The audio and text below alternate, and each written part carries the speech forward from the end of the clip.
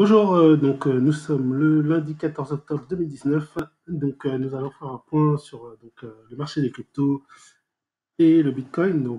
Aujourd'hui, le Bitcoin est très flat. On voit, hein, il y a pas de mouvement. Il a, par rapport aux oscillations normales, son oscillation d'aujourd'hui est vraiment très très faible. Très très faible. Je vais le mettre en 15 minutes. Donc on va voir. Donc on est le 14. On va dire à partir de voilà, d'ici. De là, on a oscillé entre 9243 et entre 8243 et 8343. 100 points, 100 pips, si on peut dire. Donc c'est vraiment pas grand-chose. C'est vraiment pas grand-chose comparé à ce qu'on est habitué à voir sur le Bitcoin. D'ailleurs, on peut voir les hauts bas ici en haut de l'écran. Le plus haut, c'est le H, 8342, et le plus bas, 8247, carrément 8248. Donc voilà, comme je disais, 100 points de variation. C'est vraiment très très peu. D'ailleurs, on voit en pourcentage, ça nous donne moins 18% de variation. Alors ça, c'est la variation entre l'ouverture et la fermeture. Donc la fermeture n'est pas encore faite, puisqu'elle prend effet à 2 heures du matin par rapport à notre zone horaire.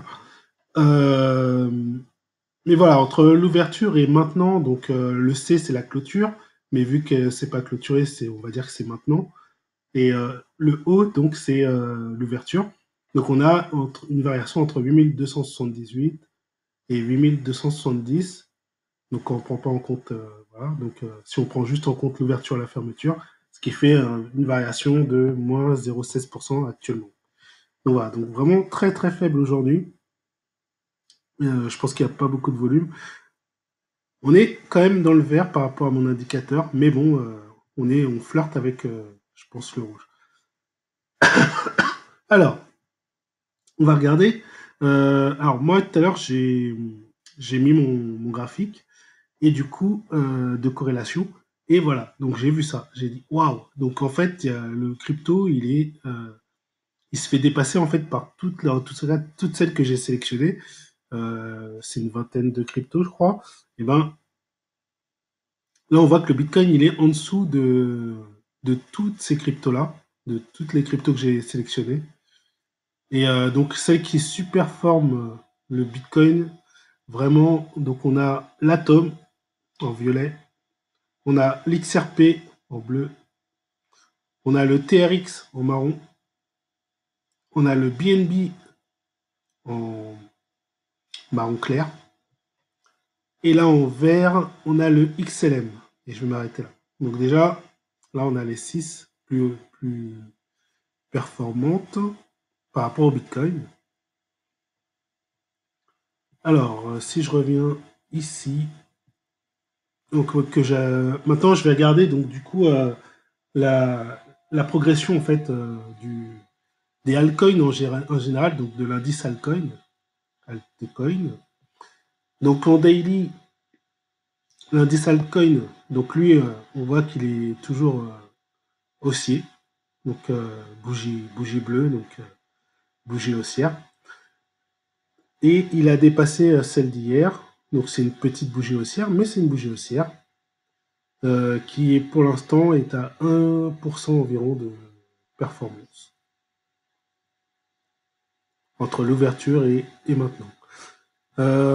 Du coup, si on regarde en 1 heure, voilà, on a une variation qui est comme ça.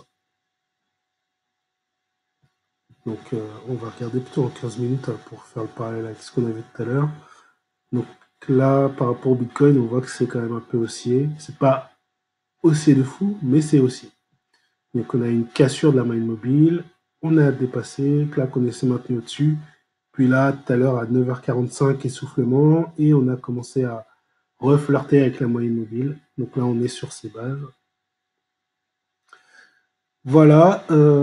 Qu'est-ce que... Oui, alors, on va regarder la dominance du Bitcoin. Donc là, on voit aussi que l'indice altcoin, donc il est dans le vert depuis à court terme, hein, à court terme, donc sur horizon de quelques jours, il est dans le vert depuis 5-6 jours à peu près. Depuis réellement le 9 octobre.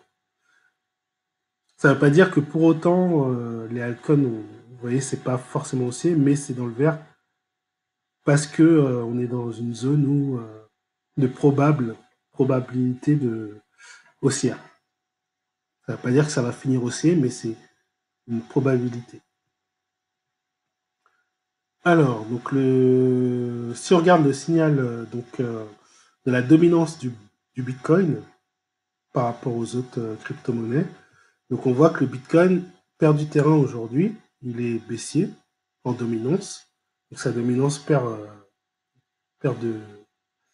de sa force, et là il atteint donc, il a une perte de moins 0,39%. C'est pas énorme, mais c'est quand même une perte, pour la journée, c'est quand même une perte. Donc là, on voit que les cryptos, comme on l'a vu au niveau des corrélations, on voit que les altcoins surperforment le Bitcoin. Alors, si on regarde le Fear and Greed Index, donc l'indice de la peur, eh ben, on s'aperçoit qu'on est dans la peur. On est encore dans la peur. Alors, on n'est pas très bas dans la peur. On commence à rejoindre un niveau assez moyen, mais on stagne. En fait, si vous regardez ici, vous voyez bien qu'ici, on est dans une zone de stagnation. Donc, et qu'est-ce qui s'est passé? Qu'est-ce qui se passe dans cette zone de stagnation? Eh ben, on a un Bitcoin qui stagne aussi. Et il stagne depuis un beau moment, donc depuis le 25 septembre. Et là, si on regarde, nous, depuis le 25 septembre, au niveau de la peur, qu'est-ce qu'on a? Eh ben, on a que, voilà, le 25 septembre, il était à 33. Ensuite, il est remonté à 40, 41. Il est redescendu à 30. Il est descendu à 20. Il est aussi à 24, 20. Voilà, il est resté vraiment entre 20 et 40 durant toute la période où il a stagné. Donc en fait, ce qu'on aurait en dire, globalement, pour l'instant, enfin de ce que je vois en tout cas actuellement, parce que c'est pas non plus un indice que je suis depuis très longtemps, mais là de ce que je vois, c'est que quand on est dans ces zones-là, 20, 30, 20, 40, et ben on est quand même... Bon voilà, bon, pour moi en résumé, tant que on a une dominance du Bitcoin en fait qui est donc en dessous de la moyenne mobile, et ben je dirais qu'on peut donc s'intéresser aux altcoins, à investir dans les altcoins pour essayer de surperformer en fait les performances du Bitcoin et peut-être ramasser plus de Bitcoin. Et surtout si en plus on a voilà, un index sur les altcoins en fait qui est lui aussi au-dessus de sa moyenne mobile. Donc comme c'est le cas en ce moment, donc là voilà, c'est super positif pour les altcoins, enfin en tout cas pour dans l'idée de performer un peu plus que le Bitcoin en lui-même. Voilà.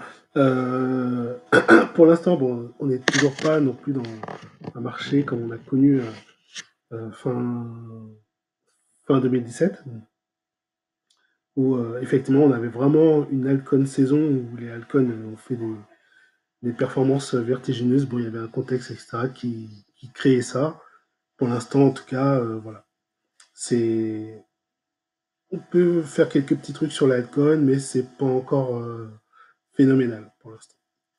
Allez, bah, j'arrête la vidéo ici. Merci de m'avoir écouté. Bon investissement. N'hésitez pas à laisser un commentaire.